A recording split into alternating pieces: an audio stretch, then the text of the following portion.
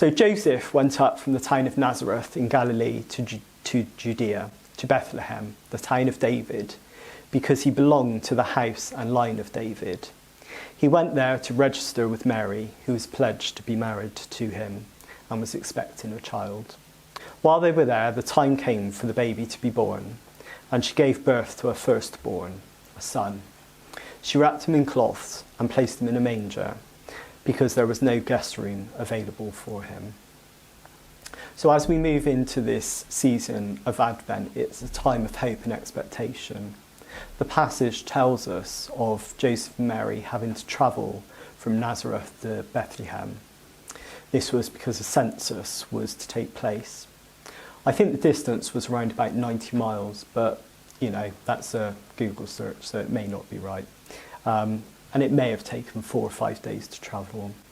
What must have their thoughts have been as they contemplated making that journey?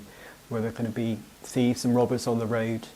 Where would they sleep at night? And Mary was in an uncomfortable position, being heavily pregnant, a difficult journey to make. We make similar sort of journeys now, but our Christmases, we're thinking about, have we got that right present for Uncle Fred? Is the car going to be okay? Is the M5 going to be free of traffic jams? And of course, in the last couple of years with COVID, we've had restrictions on being able to gather at certain times for Christmas. The mention of the census in the passage did make me think of my own family story.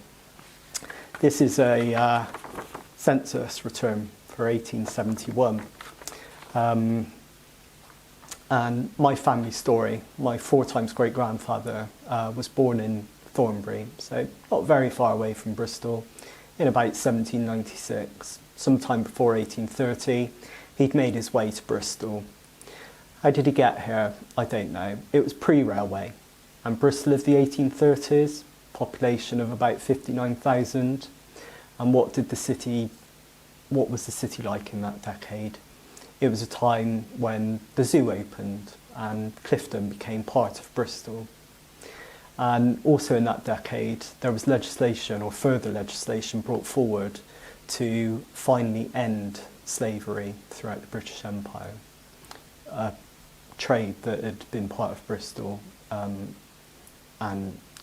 still is with us today in the history and how we interact with each other. So over the last 200 years, my family have lived and worked in this city through peace and war, through times of plenty and times of want. A couple of years ago, a campaign was started in Bristol to make the city known as a city of hope and a sanctuary. The passage goes on to tell us that shepherds and wise men or kings came to visit the infant Jesus in the stable. And I think it just shows us that it doesn't matter who you are, where you've come from, all can be welcomed and accepted into God's family. So if the Christmas story is one of hope for the future, how can we have that hope all year round? I'm speaking as a Bristolian and what's happening in my community. And whatever community you've come from, whether you're a long-standing member or newly arrived, there is always room for one more person. And what can be done practically to show the love of God? Well, we know, love thy neighbour as thyself. On the outside of Abbey, there has been a sign of hope.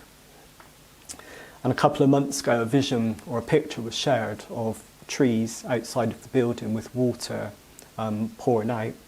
And we read in Isaiah 58, verse 11, "You will be like a well-watered garden, like a spring whose waters never fail."